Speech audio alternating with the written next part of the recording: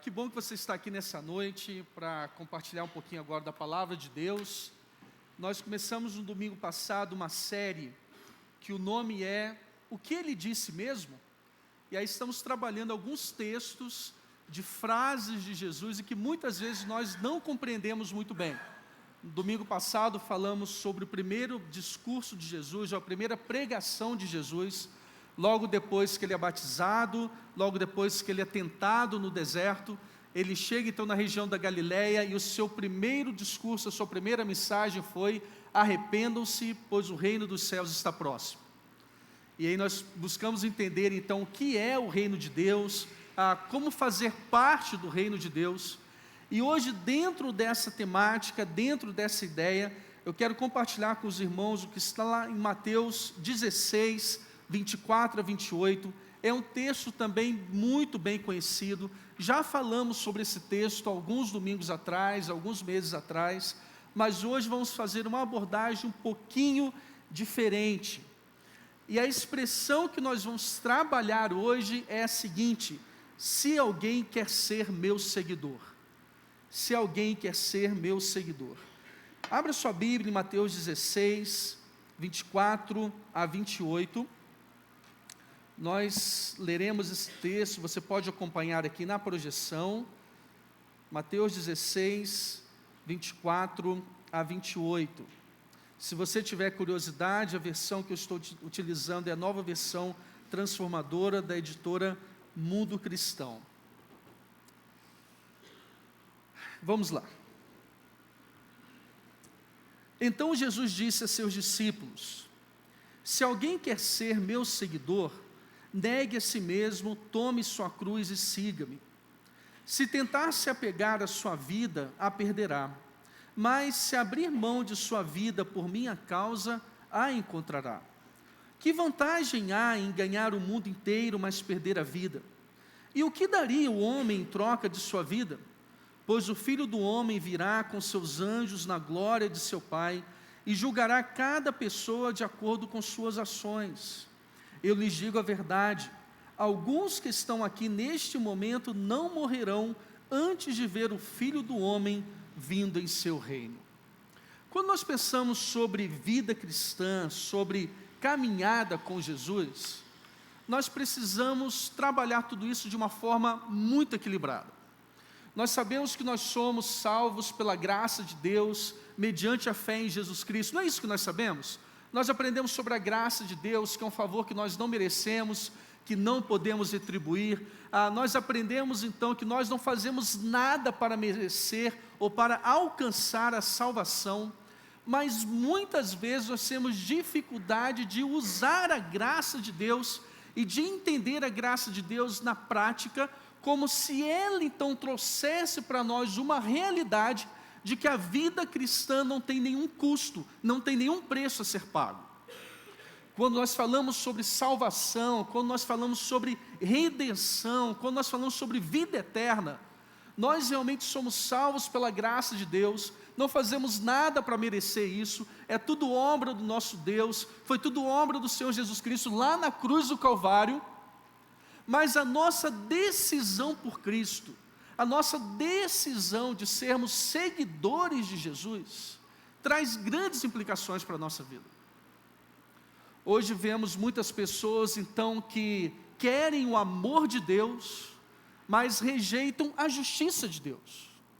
Há muitas pessoas que querem desfrutar das bênçãos de Deus, mas não querem pagar o preço para alcançar as bênçãos de Deus.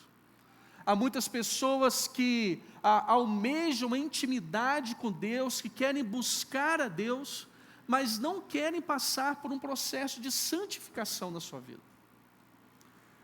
E aí nós vemos então muitas pessoas, ou nós em muitos momentos da nossa vida, vivendo uma vida cristã desequilibrada, desestruturada, totalmente afastada daquilo que Deus tem para nós. Precisamos então entender a graça de Deus, a maravilhosa graça de Deus, mas precisamos entender também que a caminhada com Jesus, que a jornada com Jesus traz algumas exigências para a nossa vida. E se nós queremos desfrutar de tudo aquilo que Deus planejou para nós, nós precisamos estar dispostos a receber o pacote completo de Deus. Não dá para viver a metade, não dá para viver 50% com Jesus e 50% não. Precisamos entender tudo. E quando nós lemos esse texto, que nós encontramos também lá em Marcos, nós muitas vezes não entendemos o que significa seguir a Jesus. Muitas vezes nós não entendemos então o que Jesus estava falando para os seus discípulos, nesse contexto específico, se alguém quer ser meu seguidor. Quando nós olhamos para as referências bíblicas sobre seguir, existem várias palavras gregas para falar sobre esse ato de seguir, e todas elas trazem realmente a ideia de um ato físico, de uma ação, alguém que segue o outro, alguém que vai atrás do outro. Quando nós pegamos aqui os discípulos, desde o seu chamado, nós encontramos então homens e mulheres, depois que se juntaram a Jesus, acompanhando Jesus por todos os lugares que ele ia. A ideia de um seguidor aqui é aquele que realmente acompanha o seu mestre, aquele que vai atrás, aquele que percorre os mesmos caminhos, aquele que entra nas mesmas casas, aquele que experimenta as mesmas coisas, aquele que come a mesma comida, aquele que se suja com a mesma poeira. É isso que nós encontramos aqui no ministério do Senhor Jesus Cristo e dos seus discípulos. A concepção aqui então é a seguinte: o discípulo é aquele que segue literalmente os passos do seu mestre, que olha para o seu mestre como um exemplo de vida e procura imitá-lo em todos os aspectos. É isso que nós temos como referência. Quando nós olhamos lá, por exemplo, em Mateus 4:19, nós encontramos Jesus falando o seguinte: sigam-me e eu farei de vocês pescadores de gente. A ideia é a seguinte: me acompanhem, aprendam comigo, vejam como eu faço, e vocês vão realizar as mesmas obras que eu realizo.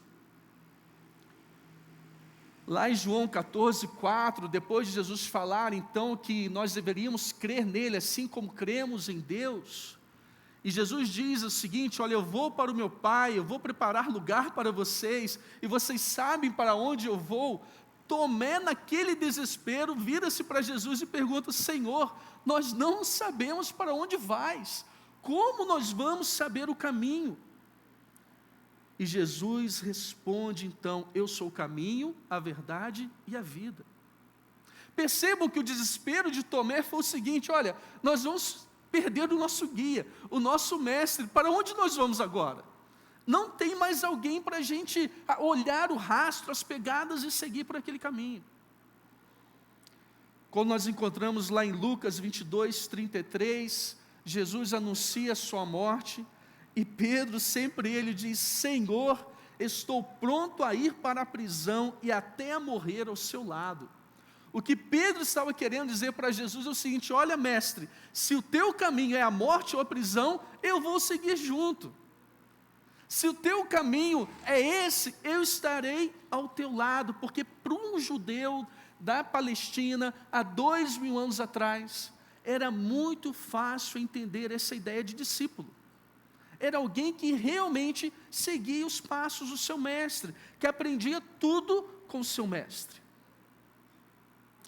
Quando nós voltamos para esse texto aqui de Mateus 16, é muito provável que os discípulos não tenham entendido tudo que envolvia isso quando Jesus lhes deu essa mensagem, porque Jesus só foi falar especificamente sobre a sua morte, ou melhor, sobre a forma através da qual ele enfrentaria a morte, pouco tempo antes da crucificação. Então, para os discípulos aqui, carregar a cruz ainda era muito frágil, era muito vaga essa ideia. Mas há uma suspeita, então, que logo depois da crucificação de Jesus, os discípulos, então, começaram a pensar nessa expressão de Jesus: olha, se alguém quiser ser o meu seguidor, negue-se a si mesmo e tome a sua cruz. Você consegue se imaginar, então, na pele dos discípulos, que estavam dispostos a caminhar com o Mestre, e agora, depois da crucificação, ouvindo a voz de Jesus: olha, se alguém quiser ser meu seguidor, negue-se a si mesmo, tome a sua cruz. Negue-se a si mesmo, tome a sua cruz. Queridos, não é difícil imaginar que alguém pensou na possibilidade também de lá ser crucificado no Gólgota. Eles não haviam entendido tudo, como já temos falado aqui. Agora que Jesus morreu, o que significa segui-lo? Agora que Ele não está mais aqui conosco, o que significa seguir os seus passos? Agora que nós não mais o vemos curando, ensinando, abençoando vidas, o que significa seguir a Jesus? E os discípulos, então, ao longo da história, nós vamos ver isso depois nos evangelhos, mais para o finalzinho, especialmente no livro de Atos. Eles começaram a compreender, então, que Jesus estava dizendo para eles, que seguir a Jesus envolvia, na verdade, viver como Jesus, mesmo que não estivessem mais vendo Jesus, mesmo que não tivessem mais a presença de Jesus com eles. Quando nós voltamos ainda para esse texto, nós temos uma forte tendência a então buscar o seguinte, a olhar para essas duas expressões, negar a si mesmo e tomar a sua cruz. Aí nós que somos pregadores, nós temos uma forte tendência a olhar para um texto e já querer identificar os pontos do texto. E aí quando nós olhamos para esse texto, já pensamos, são duas atitudes, negar a si mesmo e tomar a sua cruz. Então temos uma grande tendência de começar a tentar diferenciar esses pontos, para poder expor. Mas eu estava refletindo durante essa semana sobre esse texto, e eu percebi o seguinte, que negar a si mesmo e tomar a cruz são duas atitudes que completam uma mesma ação. São duas atitudes que fazem parte do mesmo ato, seguir a Jesus. Não são coisas diferentes, negar a si mesmo, tomar a sua cruz, mas na verdade nós seguimos a Jesus quando nós negamos a nós mesmos e tomamos a nossa cruz. Então hoje nós vamos trabalhar essa ideia que Jesus na verdade está falando sobre atitudes que envolvem o mesmo ato, que é segui-lo, que é buscar a sua presença ou imitá-lo em tudo.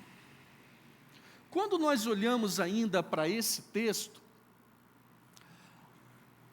há duas coisas que me chamam bastante atenção. Desculpa aqui, meus irmãos, só para acompanhar aqui.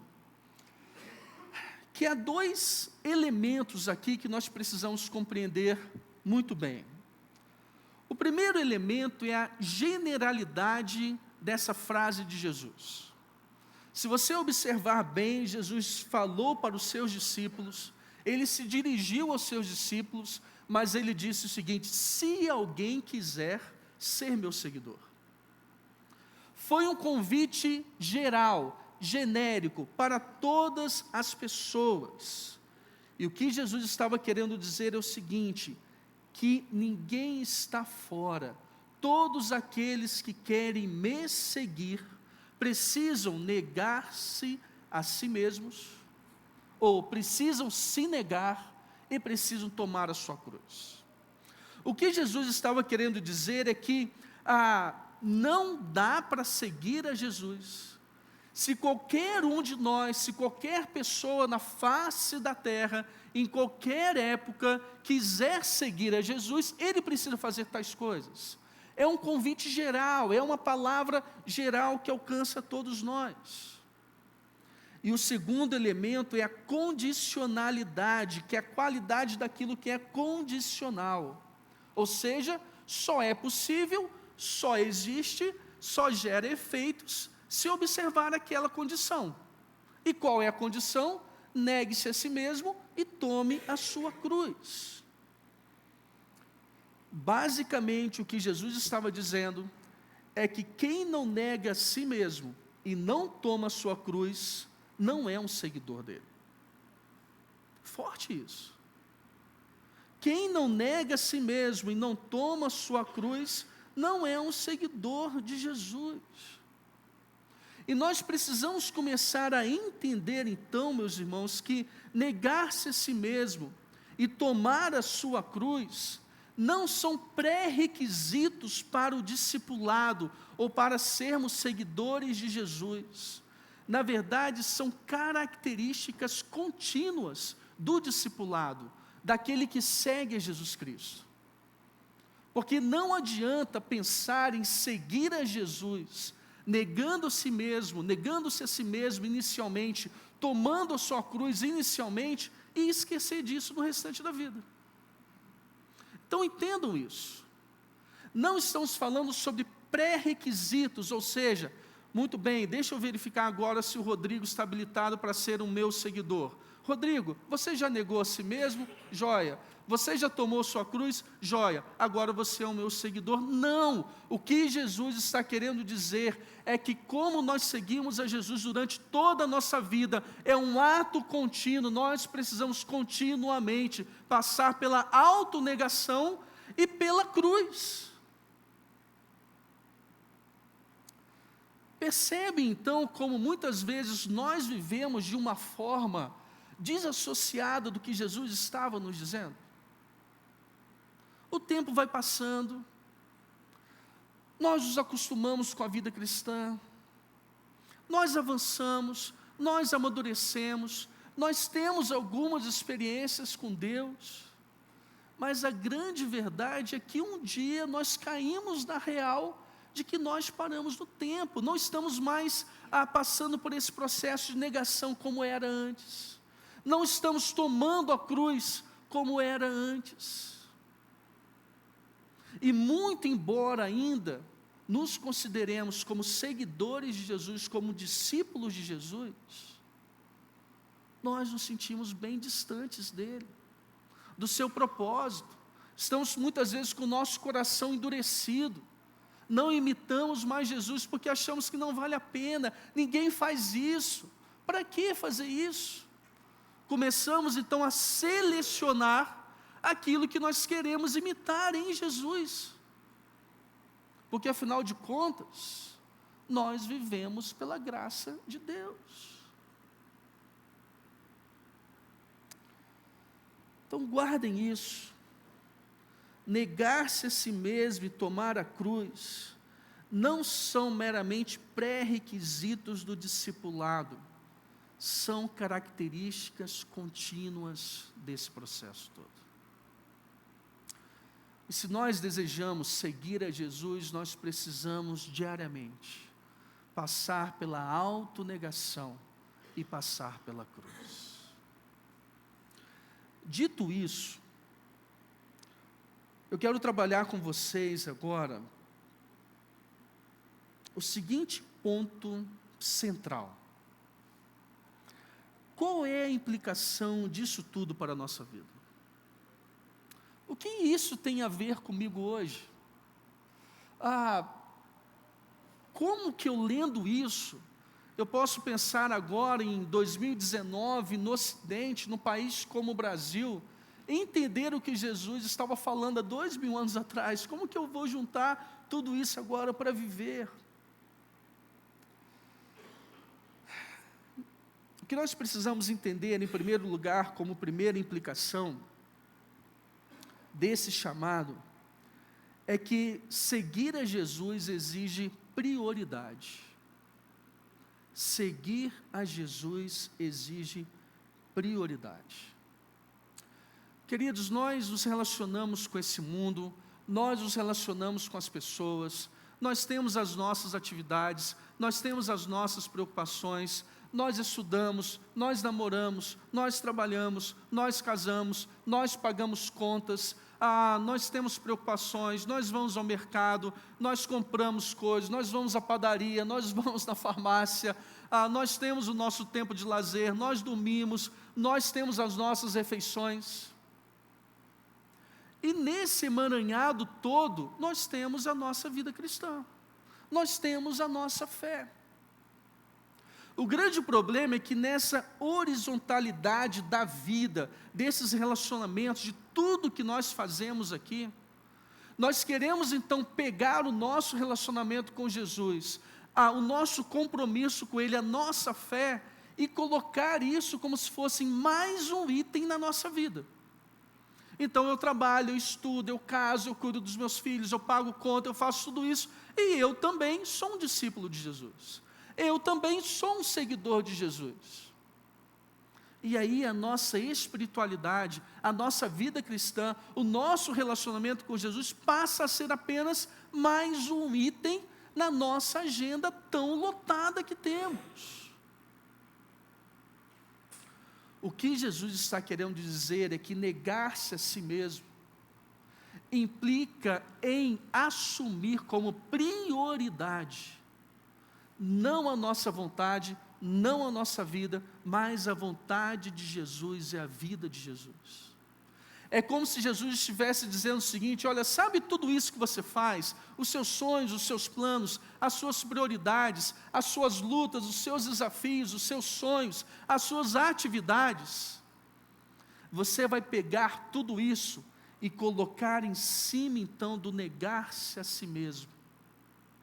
Vai colocar em cima da minha vida, da minha história, da minha proposta, do meu propósito.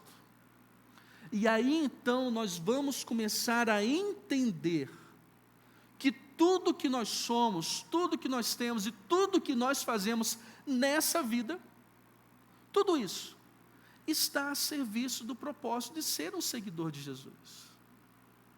Então, quando eu estou estudando, eu sou um seguidor de Jesus. Quando estou trabalhando, eu sou um seguidor de Jesus. Quando estou namorando, casando, eu sou um discípulo de Jesus. Quando eu pago as minhas contas, eu sou um discípulo de Jesus.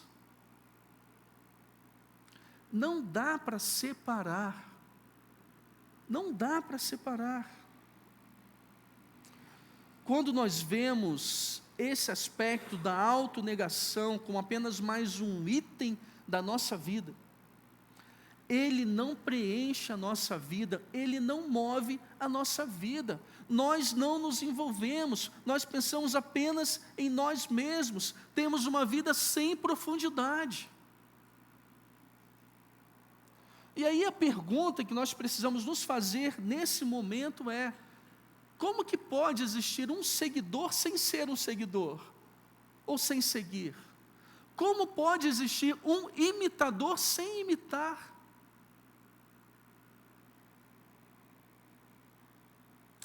Negar-se a si mesmo é uma decisão de fazer do discipulado, do seguir a Jesus, a prioridade da nossa vida. Não importa se eu sou um pastor, se eu sou um missionário, se sou um advogado, se sou um médico, se sou um engenheiro, se sou um motorista, se sou um atendente de caixa, se eu faço faxina, não importa, porque antes de tudo eu sou um discípulo de Jesus. Eu sou um seguidor de Jesus,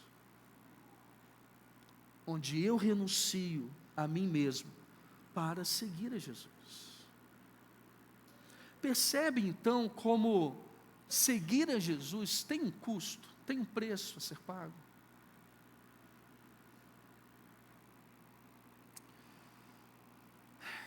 Quando nós falamos ainda sobre implicação, seguir a Jesus exige identidade, exige prioridade, exige identidade. E essa identidade, então, tem a ver, agora, nesse aspecto que nós estamos abordando aqui, não com o relacionamento que nós temos com esse mundo, com as nossas atividades, mas tem a ver com o nosso relacionamento vertical, com a nossa identidade em Cristo, com a nossa identificação com Cristo. A impressão que nós temos é que esses 2000 anos de tradição cristã acabaram abrandando o significado da cruz. Encontramos pessoas usando a cruz como acessório. Encontramos pessoas que usam a cruz como um elemento de ornamentação da sua casa, de decoração da sua casa. Encontramos muitas vezes a cruz como apenas sendo um elemento arquitetônico para identificar um prédio. Mas nós não nos identificamos com a mensagem da cruz, com a proposta da cruz.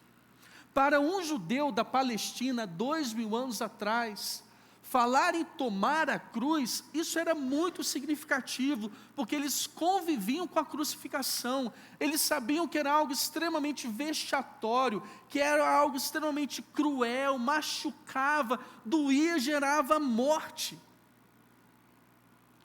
Um condenado à crucificação, com frequência, era forçado a carregar a sua cruz, ou pelo menos aquela parte horizontal que pesava entre 40 e 50 quilos. Para um judeu, falar em alguém carregar a cruz, significava que essa pessoa era, na verdade, considerada como sendo dos piores dos criminosos, uma pessoa sem nenhum direito, a classe mais baixa da população, porque um romano, para ser crucificado, precisava ter um decreto do próprio imperador, do César, porque senão não podiam fazer isso. Ser crucificado para um judeu significava, como nós encontramos lá em Deuteronômio, ser amaldiçoado diante dos olhos de Deus. Quando os judeus, naquele ato insano, pedem a crucificação de Jesus, ao invés de simplesmente pedir que Jesus fosse banido ou preso, eles estavam, na verdade, querendo trazer toda a vergonha e a maldição de Deus diante de Jesus. Eles sabiam o que estavam fazendo.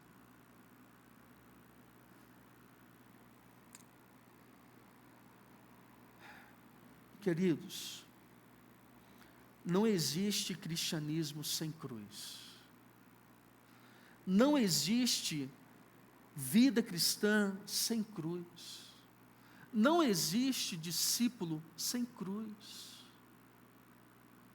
Não existe vida com Jesus sem identificação com a vida e com a morte de Jesus. Tomar a sua cruz significa assumir a identidade que nós temos em Cristo. Significa que quando o mundo olha para nós, vê em nós as marcas de Jesus. Significa que quando Jesus olha para nós, vê em nós as suas marcas. A sua dedicação, o seu quebrantamento, o seu interesse, o seu amor, o seu zelo, o seu comprometimento. O quanto nós estamos identificados com Jesus. O quanto nós estamos identificados com a cruz de Jesus.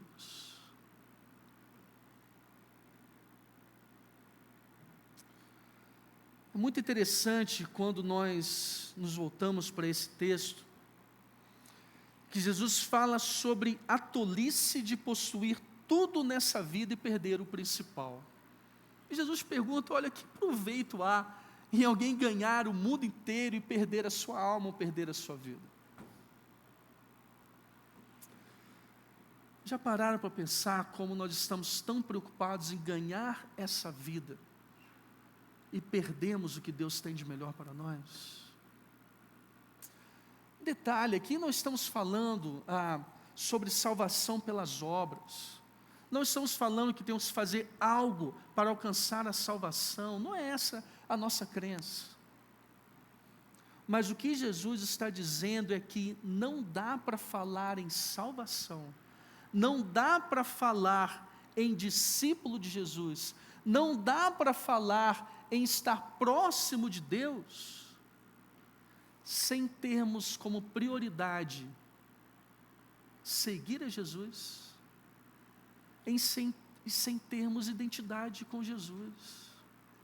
Isso faz parte do processo de salvação, isso faz parte da nossa vida com Deus. Então, ser salvo mas não ter como prioridade Jesus, alguma coisa não bate. Ser salvo, mas não estar identificado com Cristo, tem alguma coisa que não bate, porque a salvação implica diretamente e automaticamente ter o reino de Deus, a vontade de Deus como prioridade, e estar identificado com Jesus todos os dias da nossa vida.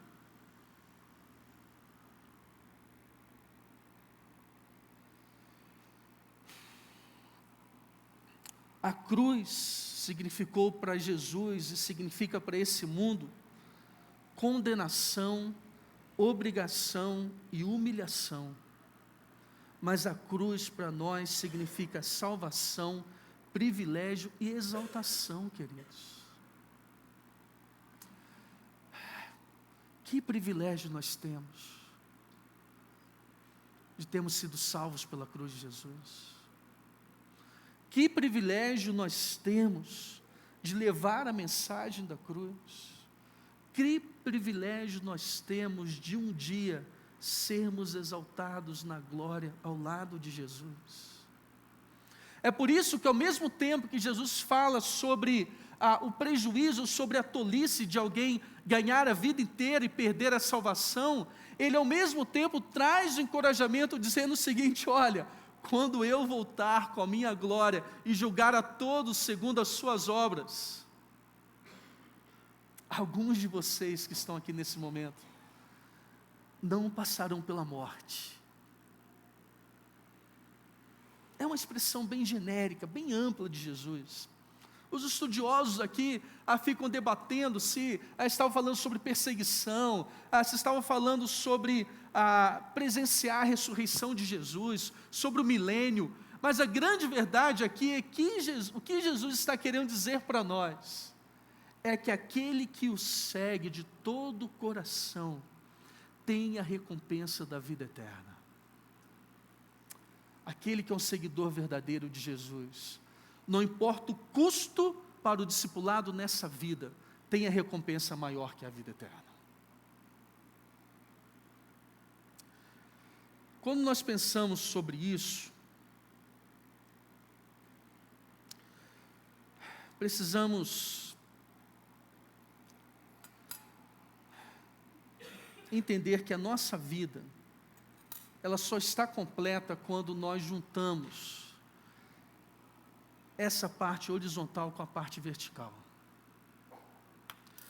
Quando nós pegamos a nossa vida e nos voltamos apenas para os relacionamentos horizontais, nós não temos profundidade, nós não temos segurança eterna, nós não temos referência.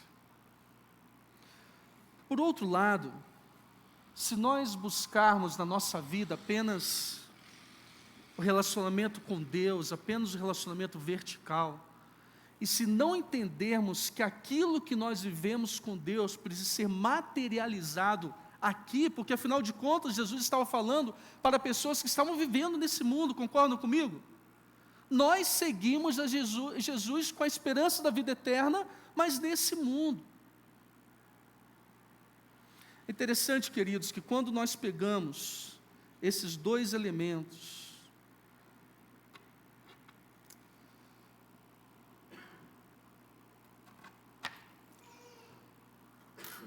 dos nossos relacionamentos horizontais,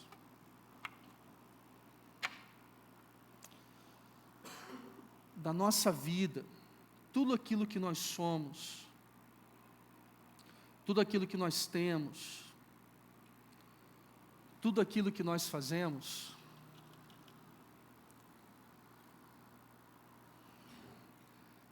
nós começamos a perceber que a nossa vida só faz sentido se nós passarmos pela cruz de Jesus. Nós começamos a entender que aquilo que nós vivemos aqui só tem profundidade se nós estivermos conectados com Deus. Nós começamos a perceber que tudo que nós vivemos aqui só tem sustentação e equilíbrio se nós estivermos conectados aqui. E se nós juntamos então a renúncia de nós mesmos com tomar a cruz, a nossa vida assume a forma da vida de Jesus. E aí nos tornamos verdadeiros seguidores de Jesus Cristo. Não tem como viver como seguidor de Jesus sem querer imitar Jesus. Não tem como ser um seguidor de Jesus sem ter Jesus como prioridade. Não tem como ser um seguidor de Jesus sem ter em Jesus a nossa identidade. E aí, nós podemos experimentar todo o privilégio de viver ao lado de Jesus Cristo. Amém?